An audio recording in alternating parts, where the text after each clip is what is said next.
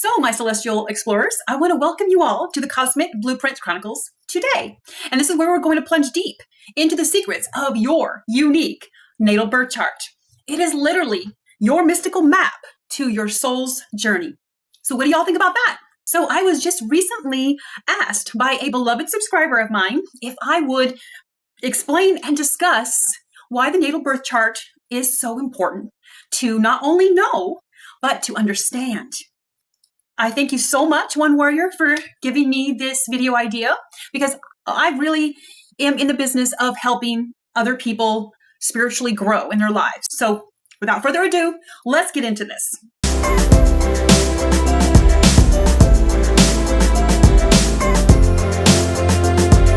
So think of your natal birth chart as like your LinkedIn profile, but with way more personality and zero annoying recruiters, mind you.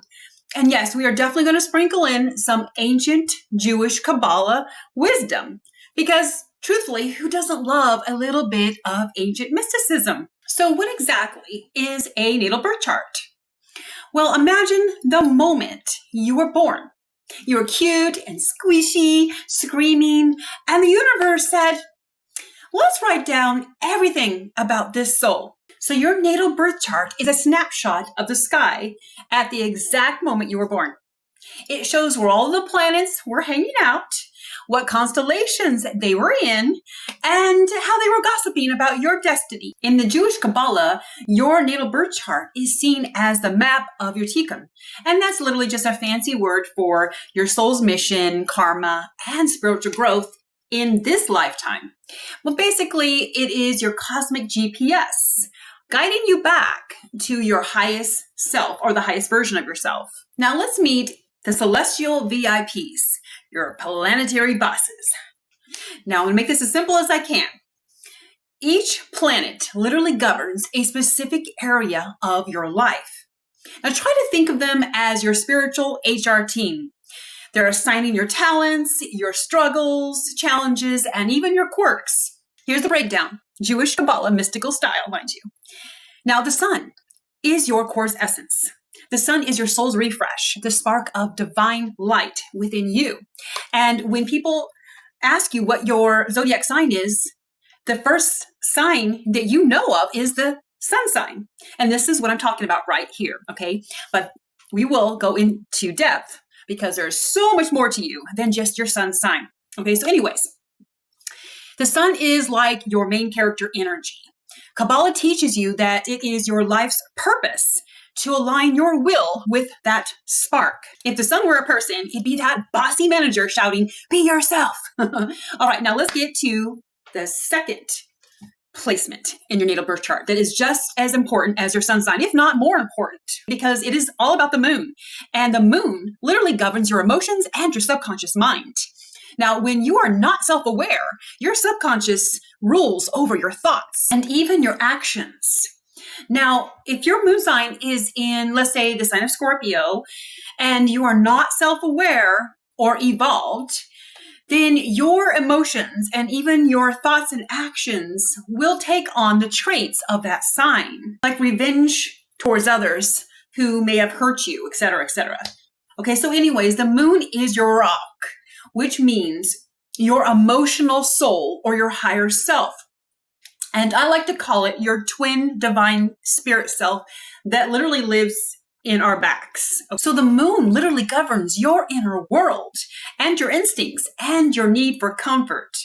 Now in the Kabbalah, the moon connects to your cyclical journey of growth, much like the waxing and waning phases of life. So Mercury is the third most important planetary placement, and it governs your communication style and intellect.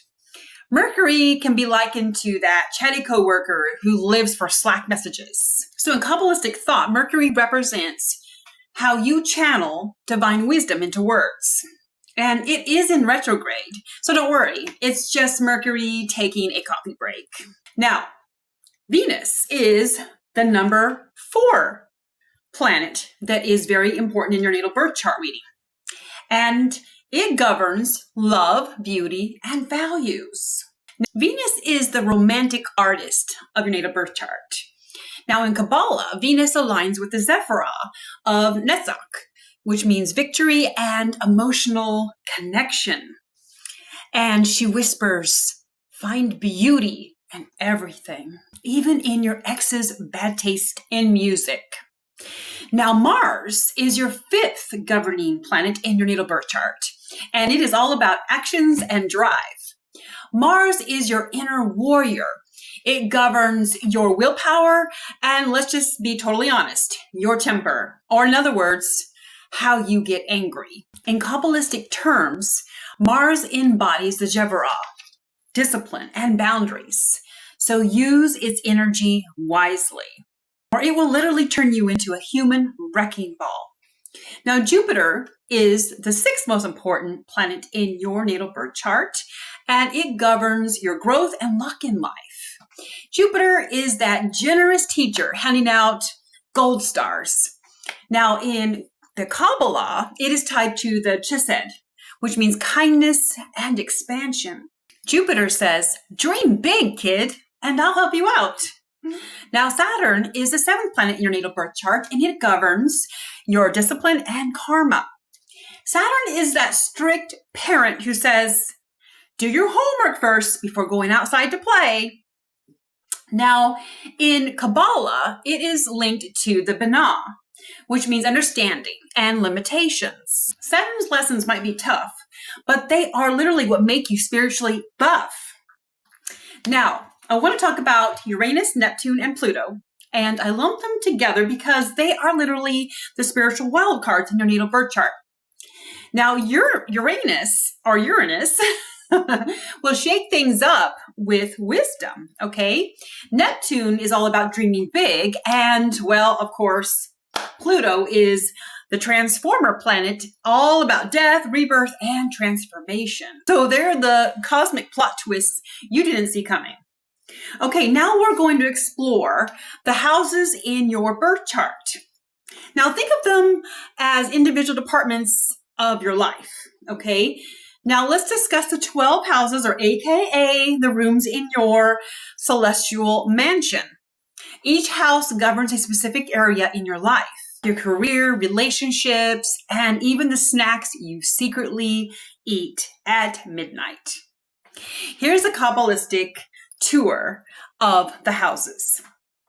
In the first house, it is all about self, ruled by the sign of Aries. This is your cosmic introduction, and it's all about how you present yourself to the world. It's your cosmic mask. Now, in the Kabbalah, it says that this particular house reflects your mask, which literally is your ego and how others see you. Now, the second house is the house of value, and it's ruled by Taurus. You know, your bank account, your self-worth, and of course, your material possessions live here. Think of it as your spiritual piggy bank.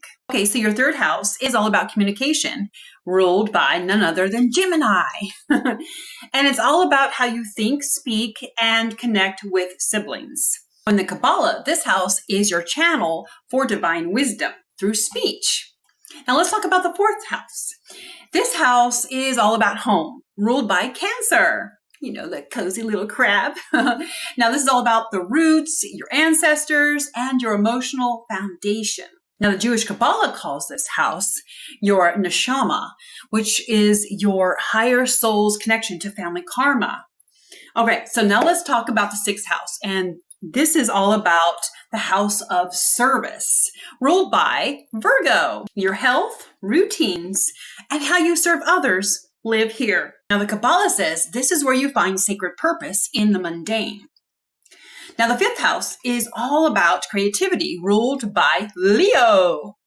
And it's all about art, creativity, and the inner child. Now, let your divine light shine here. Now, the 7th house is the house of relationships. It's ruled by Libra. This is where partnerships blossom, and try to think of it as a house where divine harmony meets the chaos of tender dates. Now, the 8th house is the house of transformation, ruled by Scorpio. And this is all about sex, death, and of course, taxes. Can't get away from those horrible taxes, okay?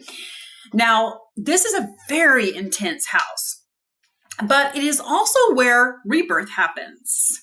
In the Kabbalah, it says this is the house of the Teshuvah, which literally means spiritual return and renewal. The ninth house is the house of higher learning, ruled by Sagittarius.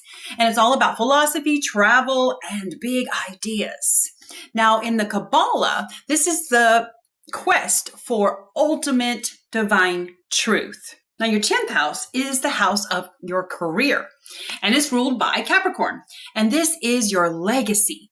Now, in the Kabbalah, it represents the Malshut, which literally means manifestation and, of course, grounded achievement. The 11th house is the house of community, ruled by Aquarius. Your friendships and social impact live here. It's your shared dreams and collective goals. The 12th house is the house of mystery, ruled by Pisces, the spiritual junk drawer of your chart. Okay? It governs your dreams, fears, and the unconscious. Now, in Kabbalah, this house is your connection to the divine unknown.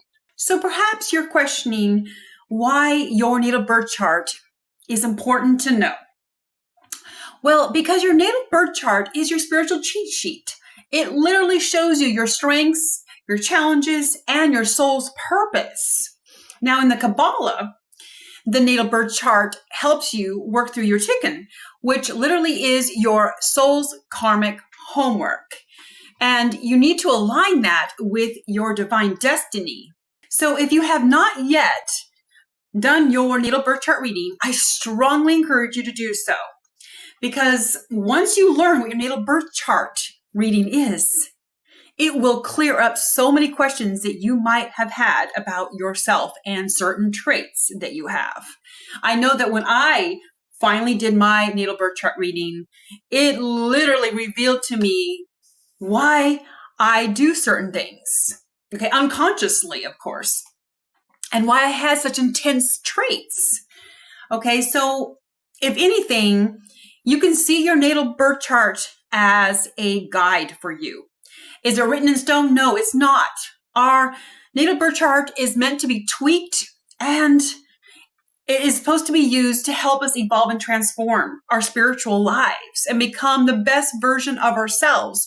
And I will tell you honestly, there is nothing evil or pagan about knowing your natal birth chart reading. So if you would like a full natal birth chart reading, you are more than welcome to contact me via my email. Okay?